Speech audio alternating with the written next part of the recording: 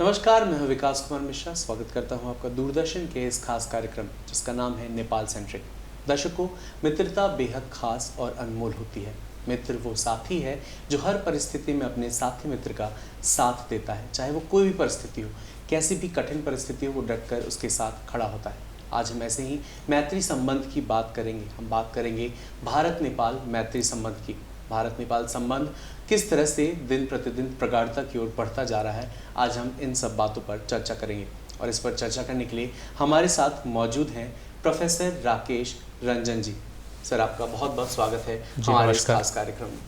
जी नमस्कार सर, कार्यक्रम की शुरुआत करेंगे। मैं चाहूँगा सबसे पहले आप हमारे दर्शकों को बताएं कि भारत नेपाल का जो संबंध है किस तरह से शुरुआत हुई, और ऐतिहासिक दृष्टिकोण से बात करें तो कब और कैसे इसकी शुरुआत हुई। जो आज हम देखते हैं जो संबंध है वो दिन प्रतिदिन और प्रगाढ़ और मजबूत होता जा रहा है, जो इसकी शुरुआती दौर की आप हमारे दर्शकों से चर्चा करें। ऐसा है कि भारत और नेपाल का जो संबंध है ये सिर्फ गवर्नमेंट टू गवर्नमेंट रिलेशन नहीं है, बल्कि पब्लिक टू पब्लिक रिलेशन भी है। तो भारत और नेपाल के संबंधों की बात कही जाए तो लगभग 2500 वर्ष पुरानी ये संबंध है, जब शाक्य वंश का शासन था और उसी कपिलवस्तु में लुम्बिनी में महात्मा बुद्ध पैदा हुए और धीरे धीरे उन्होंने भारत में भी अपने धर्म का प्रसार किया, अपने उपदेशों का प्रसार किया। तो उस समय से संबंध चले आ रहे हैं और आज तक ये संबंध बिल्कुल कंटिन्यू है, कहीं उसमें कोई अवरोध पैदा नहीं हुआ है। और आप देखेंगे आज भी लगभग नेपाल के 1850 किलोमीटर सीमाएं भारत से लगती हैं और भारत के 5 राज्य ऐसे हैं जहां से नेपाल की सीमाएं लगती हैं। बिहार है, यूपी है, उत्तराखंड है, सिक्किम है और वेस्ट बंगाल है। और आप देखेंगे भारत और नेपाल के बीच में एक रोटी और बेटी का संबंध है। मैं रोटी बेटी का संबंध इसलिए कह रहा हूँ कि नेपाल का जो तराई क्षेत्र है जहाँ मधेशी लोग रहते हैं, उनकी पॉपुलेशन भी लगभग 1 करोड़ के आसपास है। नेपाल की टोटल पॉपुलेशन 3 करोड़ है और वहाँ पॉपुलेशन लगभग 1 करोड़ के आसपास है। और वो पॉपुलेशन भारत के साथ एक अपना वैवाहिक संबंध भी रखता है। और नेपाल के लगभग 60 लाख लोग ऐसे हैं जो भारत में रोजगार करते हैं और हर साल ये नेपाली 64,000 करोड़ रुपए नेपाल को भेजते हैं। तो ये संबंध तो बड़ा ऐतिहासिक है और प्राचीन काल से चला रहा है और आज भी ये कंटिन्यू कर रहा है। किस तरह के प्रयास किए जा रहे हैं, लेकिन उससे पहले मैं चाहूँगा कि आप हमारे दर्शकों को जो 1950 की संधि, शांति और मित्रता संधि जो हुई थी, उसके बारे में थोड़ा आप हमारे दर्शकों को बताएं। जिसे treaty of friendship and peace कहते हैं, शांति और मित्रता की संधि कहते हैं। और ये जो संधि है वही भारत और नेपाल के बीच में संबंधों का एक आधार है। इस संधि में कई महत्वपूर्ण उपबंध थे, कई चीज़ें रखी गई थी। एक तो ये रखा गया था कि व्यापार और परागमन के क्षेत्र के लिए नेपाल को भारत अपनी भूमि का उपयोग करने देगा। दूसरी ये चीज़ थी कि जब भी नेपाल हथियार खरीदना चाहता किसी देश के साथ तो भारत को इन्फॉर्म करेगा, भारत को अपने विश्वास मिलेगा। और दूसरा ये भी चीज़ थी कि नेपाल में जो सेना का आधुनिकीकरण होता है उसमें भारत अपना योगदान रखेगा। तो ये तो आधार है बिल्कुल ये संधि, और आज भी ये संधि चली आ रही है और इसमें आज तक कोई रिवीजन नहीं किया गया है। तो नेपाल और भारत दोनों इस संधि के आधार पे ही अपनी दोस्ती को आगे बढ़ा रहे हैं। मैं एक चीज़ और बताना चाहूँगा कि नेपाल के साथ मजबूरी ये है कि नेपाल एक लैंड लॉक्ड कंट्री है, उसकी सीमाएं कहीं भी समुद्र से मिलती नहीं हैं। तो भारत ने अपने 2 पोर्ट नेपाल को दे रखे हैं जहाँ से वो अंतर्राष्ट्रीय व्यापार कर सकता है। एक तो हल्दिया पोर्ट है, दूसरा विशाखापट्टनम पोर्ट है, और इन माध्यमों से नेपाल सारा अंतर्राष्ट्रीय व्यापार करता है। तो इसलिए ये संधि का काफ़ी महत्व है। जी राकेश जी, एक और बात है, जो प्रयास की अगर बात करें, चर्चा करें, तो किस तरह के प्रयास और किए जा रहे हैं ताकि जो रिश्ता है भारत नेपाल का जो संबंध है और मजबूत हो सके और प्रगाढ़ हो सके, उन प्रयासों की आप चर्चा करें, उस पर रोशनी डालें। देखिए, अगर प्रयासों की बात करते हैं ना तो सभी क्षेत्रों में प्रयास हो रहे हैं, चाहे सामाजिक क्षेत्र हो, आर्थिक क्षेत्र हो, राजनीतिक स्तर पर भी प्रयास हो रहे हैं। मैं इकोनॉमिक पहले फील्ड की बात करता हूँ, आर्थिक क्षेत्रों में क्या क्या किया गया है। तो आर्थिक क्षेत्रों में आप ये बस जान लीजिए कि नेपाल के जितने व्यापार होते हैं लगभग 60% व्यापार वो भारत के साथ करता है। और लगभग एग्जैक्ट आंकड़े तो मेरे पास नहीं है लेकिन 1-2 साल पहले का जो आंकड़ा है कि नेपाल भारत को 77,000 करोड़ रुपये का प्रतिवर्ष व्यापार करता था और भारत 5,000 करोड़ रुपये का व्यापार करता था। तो अगर आप बैलेंस ऑफ पेमेंट की बात करें तो वो नेपाल के पक्ष में है। तो एक तरह से भारत तो नेपाल को हमेशा मदद करता रहा है, और जब भी नेपाल के साथ कुछ भी दिक्कतें आई हैं, जैसे पैंडेमिक पीरियड की आप बात करें, या फिर 2015 में नेपाल में भूकंप आया था, उसमें भारत ने हमेशा सहायता की है। कई परियोजनाएं नेपाल में चल रही हैं। अभी हमारे प्राइम मिनिस्टर 16 मई को इसी साल नेपाल की यात्रा गए थे। तो हमारे प्रधानमंत्री जी का एक फोकस है, नेवर फर्स्ट पॉलिसी है उनकी, कि पहले हम प्राथमिकता दें अपने पड़ोसियों को। अटल बिहारी वाजपेयी जी कहा करते थे कि हम मित्रों को बदल सकते हैं लेकिन पड़ोसियों को नहीं बदल सकते हैं। और इसी चीज़ों को ध्यान में रखते हुए भारत के प्रधानमंत्री ने नेपाल को बहुत अधिक हेल्प किया, चाहे पैंडेमिक का पीरियड हो या फिर भूकंप का पीरियड है, उन सब में। और भारत ने भूकंप के पीरियड में भी स्पेशल एक ऑपरेशन चलाया नेपाल के लिए, जिसको ऑपरेशन मैत्री कहते हैं। तो भारत काफ़ी कोऑपरेट कर रहा है। कई रेल परियोजनाएं चल रही हैं, सड़क मार्गों के थ्रू भी आप देखते हैं कि भारत और नेपाल संबंधी सहयोगात्मक कई चीज़ें चलाई जा रही हैं। तो मैंने शुरू में ही कहा कि भारत और नेपाल का बीच जो संबंध है वो सिर्फ गवर्नमेंट टू गवर्नमेंट नहीं है। भारत का अन्य देशों के साथ आप संबंध देखते हैं गवर्नमेंट टू गवर्नमेंट है, लेकिन नेपाल की अगर बात करें तो ये पब्लिक टू पब्लिक रिलेशन है भारत का, जिसको हम लोग पब्लिक डिप्लोमेसी कहते हैं। तो एक तरह से भारत अपने सॉफ्ट डिप्लोमेसी का या सॉफ्ट पावर का प्रयोग करता है नेपाल के संदर्भ में। जी। आपने भूकंप की बात की, 2015 में जो भूकंप आए थे, तो भारत जो था वो सबसे पहला देश था जिसने मदद के लिए हाथ आगे बढ़ाया था, और जितनी मदद हो सकती थी भारत के द्वारा नेपाल को की गई थी।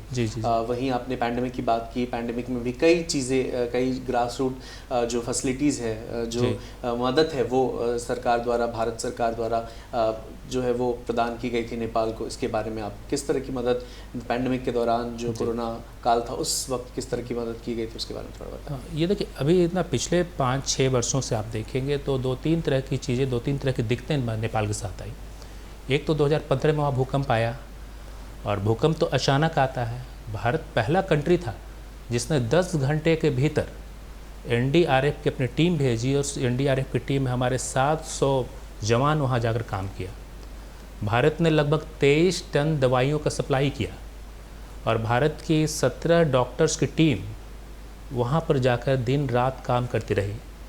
और आज भी जो कई चीज़ें भूकंप में ध्वस्त हो गई थी, खासकर सांस्कृतिक धरोहर या जो मंदिर नेपाल में थे, उनके पुनर्निर्माण के लिए भारत ने हज़ारों करोड़ रुपए नेपाल को दिए, और कुछ कार्य आज भी चल रहे हैं, कुछ पूरे हो गए। तो एक तो भूकंप के समय भारत ने हमेशा मदद की, क्योंकि भारत हमेशा समझता है कि भारत और नेपाली जो हैं वो भाई भाई हैं, और भारत अपने को कभी बिग ब्रदर के रूप में ट्रीट नहीं करता है। जैसे पाकिस्तान एक दुष्प्रचार भारत के बारे में करता है कि भारत इस क्षेत्र में एक फियर साइकोसिस फैला रहा है, एक भय का वातावरण कर रहा है, लेकिन भारत ने हमेशा सभी देशों को मदद की, और नेपाल को भारत ने बढ़ चढ़ कर मदद की। कई चीज़ें साझी विरासत हैं भारत और नेपाल की।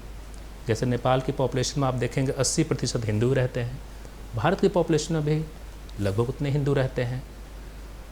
भारत और नेपाल के बीच में कई सांस्कृतिक समानताएं भी हैं, जैसे खान पान एक ही तरह का है, पहनावा को आप देखेंगे एक ही तरह का है। जो पूरा तराई क्षेत्र है वहाँ पर भोजपुरी भी बोली जाती है, वहाँ मैथिली भी बोली जाती है, और वहाँ हिंदी भी बोली जाती है नेपाली के साथ साथ। तो इसलिए भारत मदद करता रहा। दूसरा आप देखेंगे कि अभी यूक्रेन और रसिया जो वार चल रहा है, तो भारत अपने छात्रों को यूक्रेन से निकालना चाहता था, लेकिन भारत ने नेपाल के बिना कहे हुए नेपाल के छात्रों को भी बाहर निकाला, ऑपरेशन गंगा चलाकर। तो नेपाल ने भी रिस्पॉन्ड किया, और नेपाल के प्रधानमंत्री ने भी भारत के प्रधानमंत्री को धन्यवाद दिया। तो उस पीरियड में हमने हेल्प किया। जब पैंडेमिक था, कोरोना पीरियड, जब पूरा वर्ल्ड ही बंद हो गया था, कोई किसी को सहायता नहीं दे पा रहा था, लेकिन भारत ने पड़ोसियों को बहुत अधिक मदद की, और भारत ने नेपाल को लगभग 10 लाख वैक्सीन के डोज दिए, वैक्सीन के डोज। जबकि भारत में भी उसमें वैक्सीन की दिक्कत थी, लेकिन भारत ने अपने दिक्कतों को दरकिनार कर नेपाल को सहायता प्रदान की। तो भारत तो शुरू से ही नेपाल को सहायता प्रदान करता रहा। भारत की ये नीति रही है, सहिष्णुता की, पंचशील की नीति रही है कि हम कभी किसी का आंतरिक मामले में हस्तक्षेप नहीं करेंगे, लेकिन सभी देशों के साथ एक मित्रवत संबंध को रखेंगे। जी।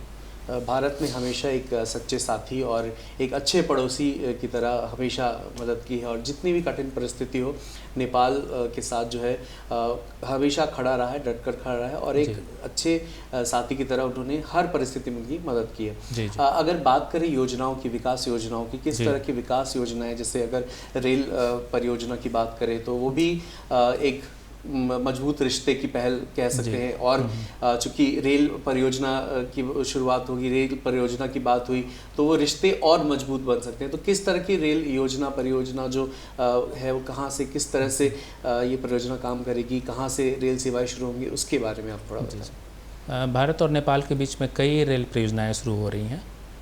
एक तो काठमांडू से रक्सौल के लिए भी एक परियोजना भारत के सहयोग से वहाँ चल रही है। एक नेपाल के कुर्था और भारत बिहार के एक क्षेत्र से भी परियोजनाएं चल रही हैं, और भी कुछ परियोजनाएं चल रही हैं। और ये परियोजनाओं के साथ साथ और भी कई क्षेत्र ऐसे हैं जहां पर भारत के लगभग 150 कंपनियां हैं जो नेपाल के विभिन्न परियोजनाओं में काम कर रही हैं, लगी हुई हैं, और नेपालियों को लगभग 30,000 नेपालियों को इससे रोज़गार मिल रहे हैं। तो आप समझ सकते हैं कि भारत नेपाल के अंदर जाकर नेपाल के लिए रोज़गार के अवसर को सृजित कर रहा है। अब तक ऐसा नहीं होता था, लेकिन भारत एक दूसरे देश में जाकर वहाँ के लिए रोज़गार का अवसर सृजित कर रहा है।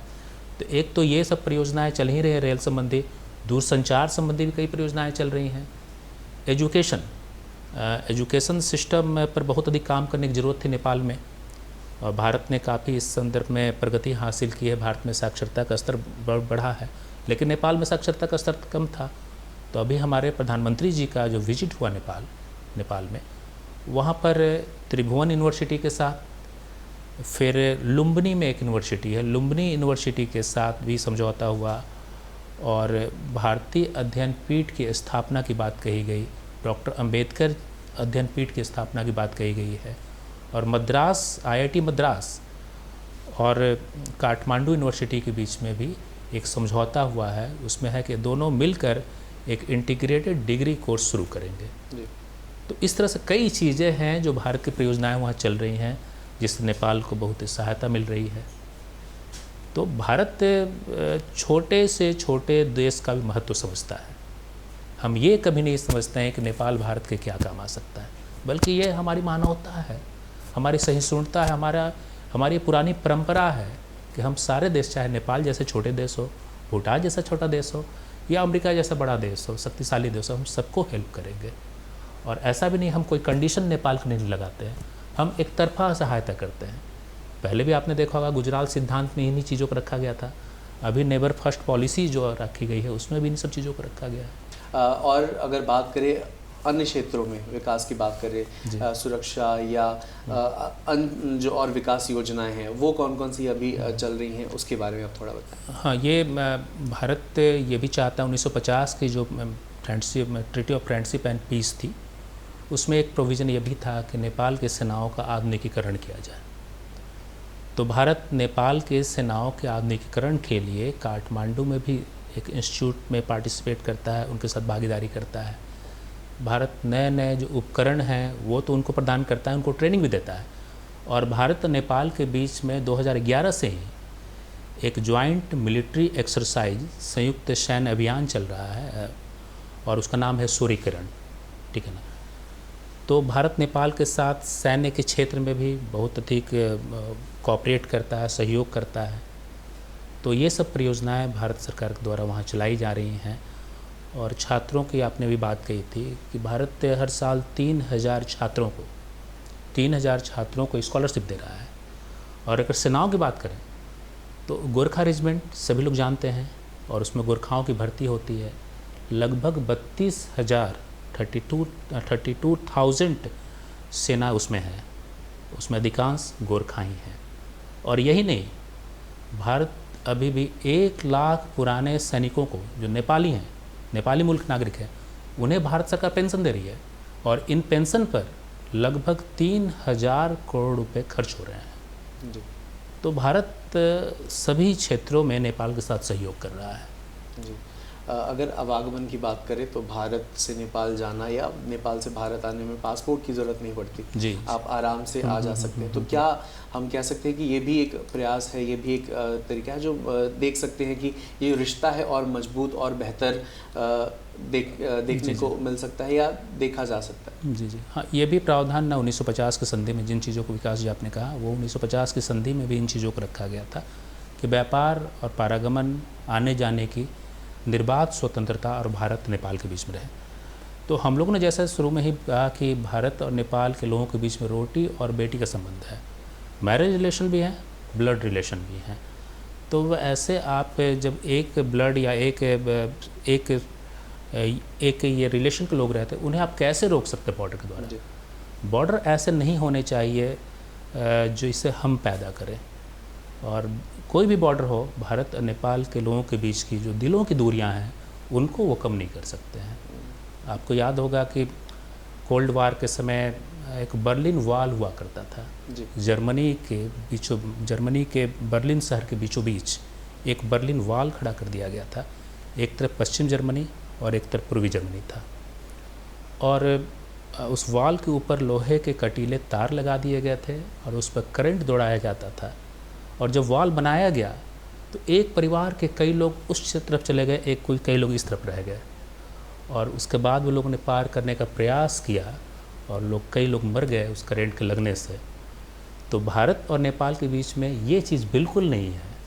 हमने तो कहा कि कई बार सरकारी स्तर पर संबंधों में उतार चढ़ाव हो सकता है, लेकिन जो लोग भारत के लोग हैं, नेपाल के लोग हैं, उनके बीच में हमेशा दिल के रिश्ते जुड़े हुए हैं जो आगे भी कायम रहेंगे। जी जी, अगर भाषाओं की बात करें तो कई जो भाषा है जो यहाँ जिस तरीके से मैथिली और भोजपुरी बोली जाती है, वो देखा जाता है कि नेपाल में भी इस तरह की बोली वहाँ लोग बोलते हैं।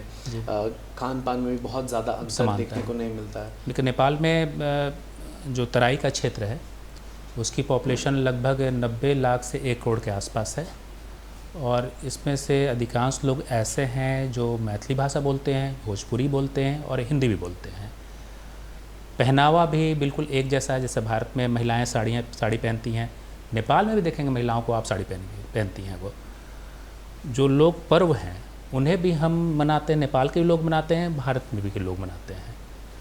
तो वो जो पूरा क्षेत्र है जिसमें सांस्कृतिक रूप से हम एक दूसरे से जुड़े रहते हैं और सामाजिक रूप से भी हमारा संबंध बनता है, तो वो आप देखेंगे कि नेपाल के लोग, भारत के लोग कभी ये नहीं समझते हैं कि वो नेपाली है, या नेपाल के लोग ये नहीं समझते कि भारतीय है। वो लगता है हम लोग सब एक समुदाय के लोग हैं। तो उस क्षेत्र में एक राष्ट्र तो बनता है ना, राष्ट्र और राज्य में अंतर हो जाता है। तो राष्ट्र जो है वो एक ऐसा कॉन्सेप्ट है, एक फीलिंग की तरह, एक भावना के रूप में होती है। तो ये भावना भारतीयों और नेपालियों दोनों लोगों के बीच में है, जो भाषा के माध्यम से जुड़ती हैं, जो संस्कृति के माध्यम से जुड़ती हैं, या जो खान पान या दूसरी चीज़ों से जुड़ती हैं। जी, आपने अभी कुछ देर पहले हमने चर्चा की व्यापारिक जो साझेदार है, भारत जो है नेपाल का व्यापारिक साझेदार है। जी जी।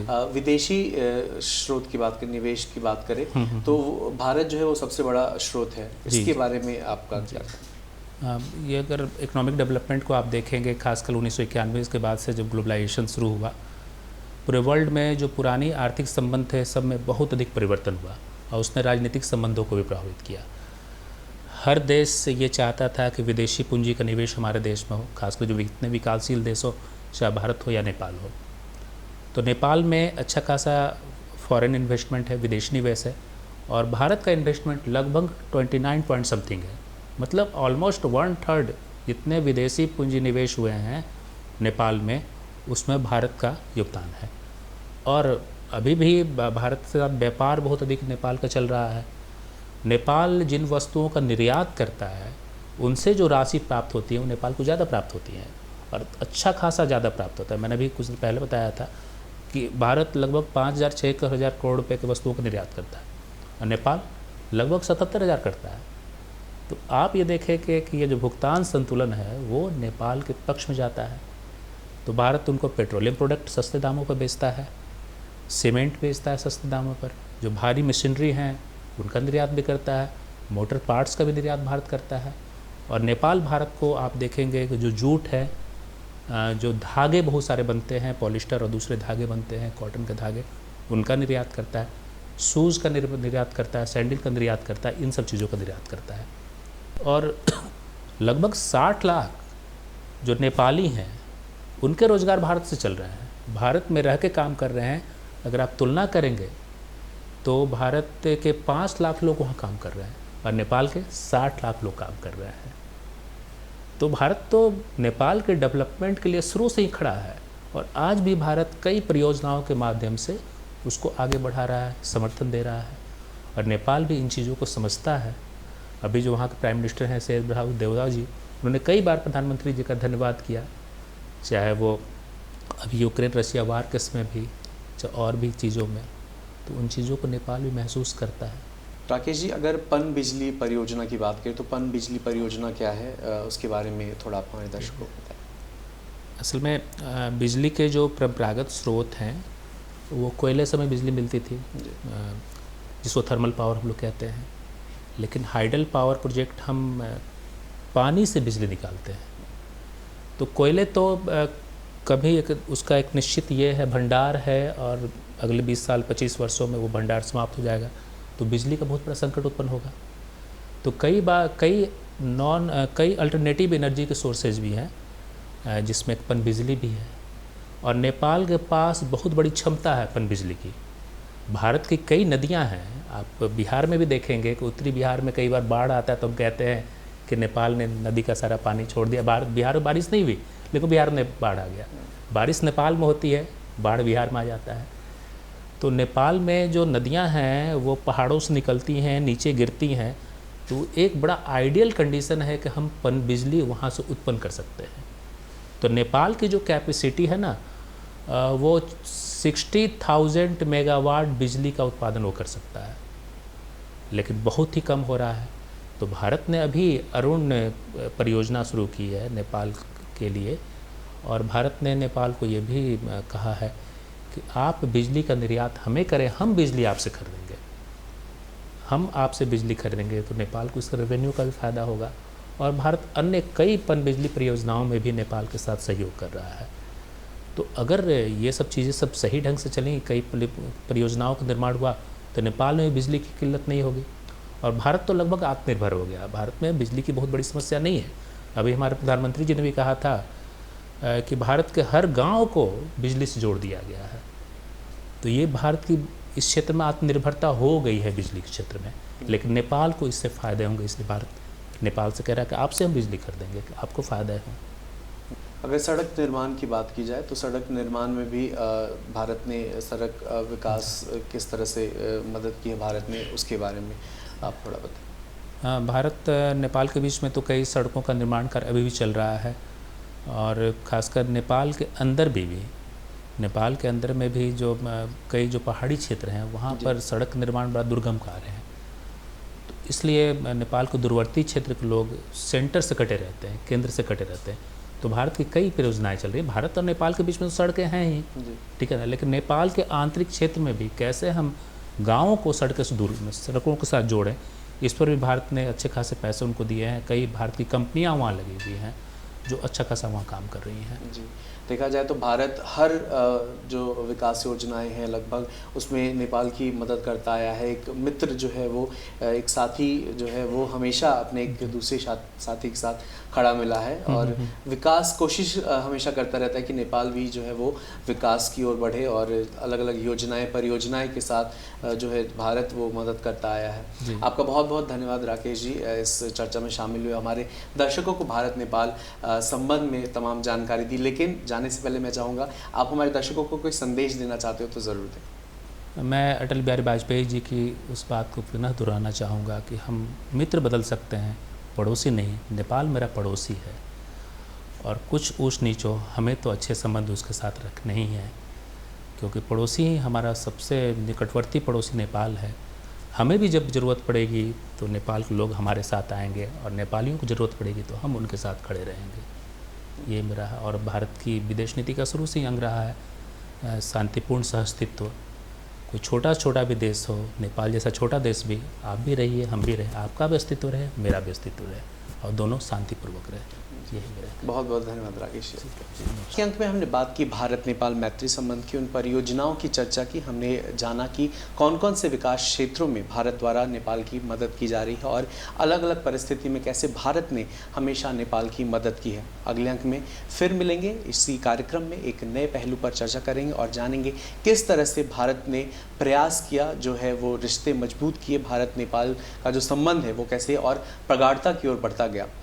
आज के लिए बस इतना ही, अगले अंक में फिर मिलेंगे। मुझे यानी विकास कुमार मिश्रा को दीजिए इजाज़त और हमारी पूरी टीम को दीजिए इजाज़त। पर आप देखते रहिए DD बिहार। नमस्कार।